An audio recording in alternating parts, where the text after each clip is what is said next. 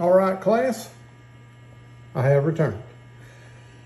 Okay, what'd you do, teacher? Well, the power's not on yet. I have not yet restored the power. Nope, no power indicators. So I want to show you what's going on. Remember the two wires we had in? We said that one of those cables was bringing power in from source. The other is the cable that's going up to the light. The light is a 120 volt fixture, so it requires an ungrounded hot 120 volt leg, and it requires a grounded neutral leg. Two legs plus the solid ground there, the gold or brass copper. I'll get there eventually. The bare copper ground, okay? So what did I do? I can tell you right now, I don't know who wired this.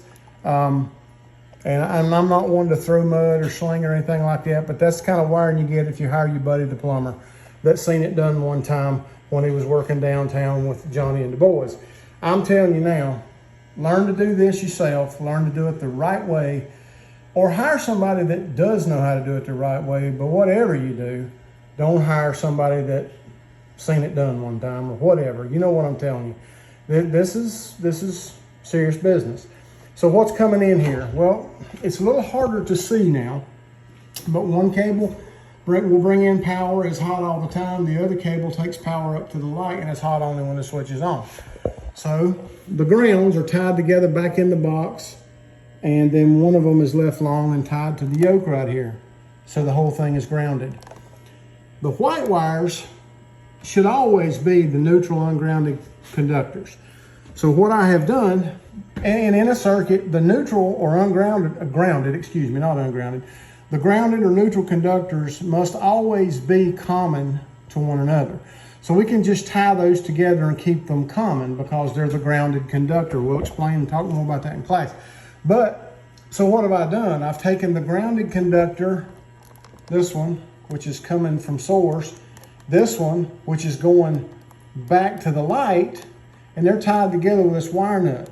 This jumper here comes over to this, and that is the neutral or grounded side of the receptacle.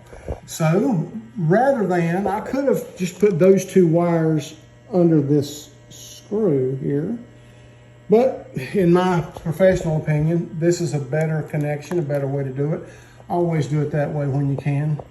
These connections are much more prone to fail than those. So I tied the grounded neutrals together, put a jumper in them, brought it out to the receptacle, so the receptacle has a ground.